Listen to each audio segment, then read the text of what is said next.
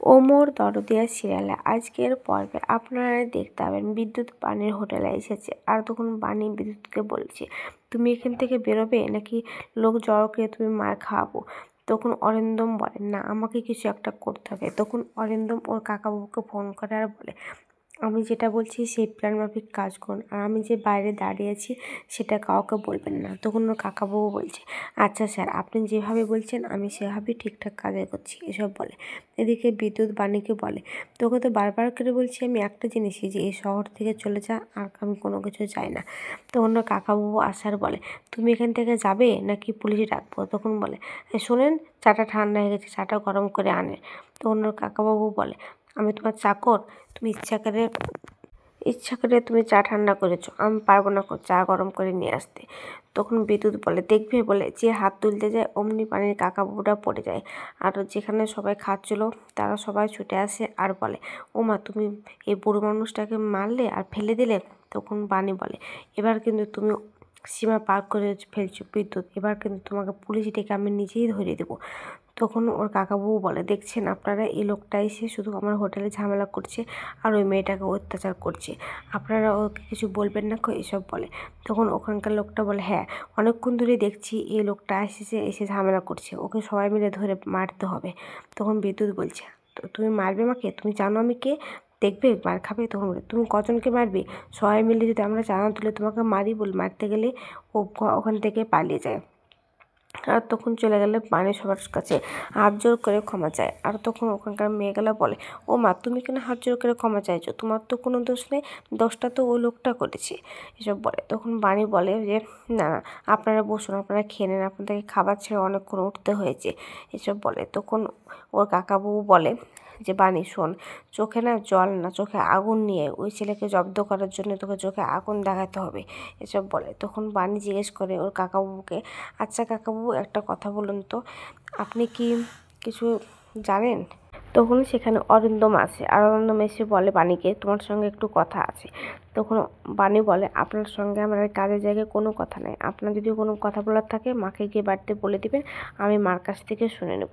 তখন অরিন্দম বলে, না না, আমি একটু প্রিন্সেসের স্কুলের ব্যাপারে কথা বলতে এসেছি, আমাকে এসএমএস করেছিল যে স্পোর্টস আর মিউজিক অনুষ্ঠান একদিনই হবে, তাই বলতে এসেছিলাম যে আপনি ওকে বলবেন নাম দিতে, আর আপনি একটু ভালো করে ওকে শিখিয়ে দেবেন। আর তখন এই বলে অরিন্দম সেখান থেকে চলে গেলে বাণী ভাবে, মিস্টার চ্যাটার্জি কি সব কিছু দূর থেকে দাঁড়িয়ে দেখেছে। আর তখন ওর কাকাবাবুকে জিজ্ঞেস করছে, আচ্ছা কাকাবাবু, আপনি যে অভিনয়টা করলেন সেটা কি কোনোভাবে অরিন্দমের দেওয়া অভিনয়। তখন বলে, না না, বলে অন্যদিকে চলে যায়। এদিকে দেখা যায় যে বাণী বাড়িতে আসলে দেখতে পায় যে তানিয়া কান ধরে দাঁড়িয়ে আছে। আর তখন বাণী তানিয়াকে জিজ্ঞেস করে, ও মা, তুমি কান ধরে দাঁড়িয়ে আছো কেন। তখন তানিয়া বলে, স্কুলের মিম বলেছে যে কান ধরে দাঁড়িয়ে থাকলে নাকি পড়া মনে থাকে। তখন বাণী বলে, তুমি কি স্কুলে পড়া পারোনি আজকে। তো না, পারিনি। তো কেন পারোনি, তুমি তো সব পড়া করে নিয়ে গেছো। তো আমার যে খুব ভয় পাচ্ছিলো, ওই পচা আঙ্কেলটার কথা বারবার মনে পড়ে যাচ্ছিলো, তাই তো আমি পারিনি। আচ্ছা মা, একটা কথা বলতো, যদি বাবা থাকতো তাহলে তো ওই পচা আঙ্কেলটা আমাদের সঙ্গে এরকম দুষ্টুমি করতে পারতো না, চলো না আমার বাবাকে খুঁজে গে।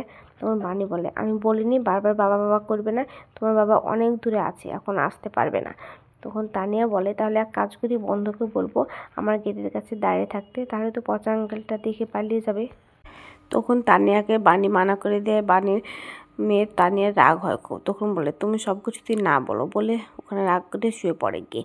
এদিকে অরিন্দম বাড়ি আসে, আর এসে বাবার ঘরে ঢুকলে বাবা বলে ডাকতে অরিন্দমের বাবা ভয় পেয়ে যায়, আর ভয় পেয়ে অমনি মোবাইলটা কান থেকে টেনে নেয়।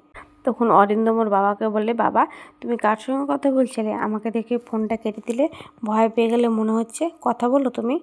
তখন অরিন্দমের বাবা বলে, না না, আমি কার সঙ্গে কথা বলছিলাম না। তখন অরিন্দম বলে, তাহলে তুমি এমনি এমনি কথা বলছিলে একা একা, তাই যদি হয়। তখন বলে, না রে, আমি কারোর সাথে কথা বলছিলাম না, তুই বল কি বলছিস। তখন বলে, না, আগে তুমি কথা বলছিলে যখন কথা বলো, নাহলে তুমি কেন আমাকে দেখে ফোনটা কেটে দিলে। দেখছি দাঁড়াও, কার সঙ্গে তুমি কথা বলছিলে আর আমাকে দেখে ফোনটা কেটে দিলে। তখন অরিন্দম সোফা থেকে মোবাইলটা নিয়ে দেখতে গেলে অরিন্দমের বাবা বলে, না রে, এমনি কথা বলছিলাম, বলে মোবাইলটা কেড়ে নেয়। তখন অরিন্দম বলে, বাবা তুমি সিগারেট খাচ্ছ? আগে তুমি 4 দিনে একটা সিগারেট খেতে, আর এখন তুমি ঘন ঘন সিগারেট খাচ্ছ, ওটা তো লোড হয়ে গেছে। তুমি এমন কি টেনশন আছো যদি বারবার করে তুমি সিগারেট খাচ্ছ? তখন অরিন্দমের বাবা বলে, না রে আমি কোনো টেনশনে নেই। তখন বলে, টেনশনে তো তুমি আছোই বলে মোবাইলটা আবার হাত থেকে নিয়ে নেয়। আর তখন অরিন্দমের বাবা রেগে গেলে অরিন্দমকে বলে, অরিন্দম তুমি কি আমাকে বিশ্বাস করো না? তখন অরিন্দম বলে, পৃথিবীতে সবথেকে কাউকে যদি বিশ্বাস করি সেটা হচ্ছে তুমি, আর আজ তুমি এই কথা বলছো? অন্যদিকে দেখা যায় যে বানি ভাত খুলছে, আর তখন তানিয়া উঠে চুপ করে দেখে, আমার তো খুব খিদে পেয়েছে। মা তো মনে হয় ভাবছে যে কি আমি ঘুমিয়ে গেছি, তাহলে কি মা আজকে আমাকে খেতে দেবে না? আর সেটা বানি দেখে নেয়। তখন বলে, মেয়েটা মনে হয় খিদে পেয়েছে, ও ঘুমায়নি, খুব অভিমান করেছে আমার প্রতি, কিন্তু আমাকে একটু ওকে মন ভাঙাতেই হবে। তাই বলে থালাটা নিয়ে গিয়ে তানিয়ার পাশে দাঁড়ায় আর গিয়ে বলে, আর তখন বানি বলে, আমার মেয়েটা তো মনে হয় ঘুমিয়ে গেছে, আজ তো আর মনে হয় খাবে না, তাহলে সকালবেলাতে উঠবে যখন তখন খাইয়ে দেবো। আর এই ভাতগুলো কি করব, যাই বিড়ালটাকে আমি দিয়ে আসি। তখন বানির মেয়ে তানিয়া ছুটে ওঠে আর বলে, আমি কখন বললাম যে আমি ঘুমিয়ে গেছি? আমার তো খিদে পেয়েছে, আমি খাবো না, আমাকে খাইয়ে দাও। তখন বলে, ও মা তুমি ঘুমাওনি? তাহলে এক কাজ করো, ব্যাগ নিয়ে এসে বই নিয়ে পড়তে বসো। তখন তানিয়া বলে, না এখন আমি আর পড়বো না, কালকে পড়বো, এখন আমার খুব ঘুম পাচ্ছে। তখন বলে, আচ্ছা ঠিক আছে, নাও খেয়ে নাও। তাই বলে, তখন বলে যে কি, আচ্ছা মা তুমি আমাকে খেয়ে দিচ্ছ ভালোবেসে, তোমাকে কখনো দাদু এভাবে খাইয়ে দিয়েছে? তো হ্যাঁ, আমাকে খুব ভালোবাসতো তোর দাদু, আমাকে খুব ভালোবেসে খাইয়ে দিত। তখন বলে, মা তুমি কান্না করো না, আমি আছি তো, আমি তোমাকে দাদুর মতো করে ভালোবেসে ভাত খাইয়ে দেবো, মেখে বলে খাওয়ায়। আর তখন বানি বলে, বাবা দেখছো তোমার নাতনি কত বড় হয়ে গেছে, আমাকে নিজে হাতে ভাত মেখে খাইয়ে দিচ্ছে, আজ তুমি যদি থাকতে তুমিও খুব খুশি হতে। তারপর দিন সকালবেলাতে উঠে তানিয়া ঠাকুরের সামনে দাঁড়িয়ে বই নিয়ে বলে, ঠাকুর তুমি আমাকে সুবুদ্ধি দিও, আমি যেন মায়ের সব কিছু কথা শুনি, আর যেন আমি ভালোভাবে পড়াশোনা করি। আর তখন তানিয়া বানির কাছে বইটা নিয়ে এসে বলে, মা এই বইটাতে আমার নামটা লিখে দাও তো। আর যখন বানি লিখে তখন বলে, মা তোমার লেখাটা কি সুন্দর গো, আমাকে বলতো আমাদের গ্রামের ম্যামে যে যার লেখা সুন্দর তার নাকি মনও খুব সুন্দর। তখন বানি বলছে, আচ্ছা তুমি তো সবে ক্লাস 1-এ, তুমিও আস্তে আস্তে পড়াশোনা করো, দেখবে তোমার লেখাটা খুব সুন্দর হয়ে যাবে। তখন তানিয়া বলে, মা জানো আমাদের স্পোর্টস আর মিউজিক কিন্তু একদিনই হবে, তুমি একটু আমাকে গান শিখিয়ে দাও না গো। তখন বলে, আচ্ছা ঠিক আছে, এখন তাহলে গান শিখিয়ে দেবো তো? হ্যাঁ তুমি তো ভালো গান করতেও পারো। তখন বলে, ঠিক আছে, আমি একবার প্রথমে গানটা গাইয়ে নিই, তারপর আমার শুনে শুনে কিন্তু তোমাকেও গাইতে হবে। তখন তানিয়া বলে, আচ্ছা ঠিক আছে। তখন বানি তানিয়াকে গানটা শোনায় পুরোটা। আর অরিন্দম তখন এসে গানটা শুনতে পায় আর মনে মনে বলে, কে গানটা গাইছে? মনে তো হচ্ছে আউট হাউস থেকে আসছে গানটা, তাহলে কি বানি গাইছে? তাহলে ভগবান কাকে কোন গুণ দিয়েছে কেউ বলতে পারে না কো। যদি কখনো সুযোগ হয় তাহলে এই গানের সম্পর্কে একদিন বাণীর সঙ্গে আমি ঠিক কথা বলবো। এদিকে বিদ্যুৎ তানিয়াকে কিডন্যাপ করার জন্য একটা মেয়েকে নিয়ে এসেছে, আর টাকা দিয়ে সে কিডন্যাপ করার কথা বলছে। আগাম পর্বে দেখতে পাবেন যে ওই মেয়েটা কিডন্যাপ করার জন্য এসেছে তানিয়াকে, আর এসে বলছে, তোমার মা বানি আমাকে পাঠিয়েছে, তুমি চলো আমার সঙ্গে, বলে অটোয় করে নিয়ে চলে আসছে। এদিকে বিদ্যুতের কথা অরিন্দম বাণীকে বললে বিদ্যুৎ বাণী এড়িয়ে যায়।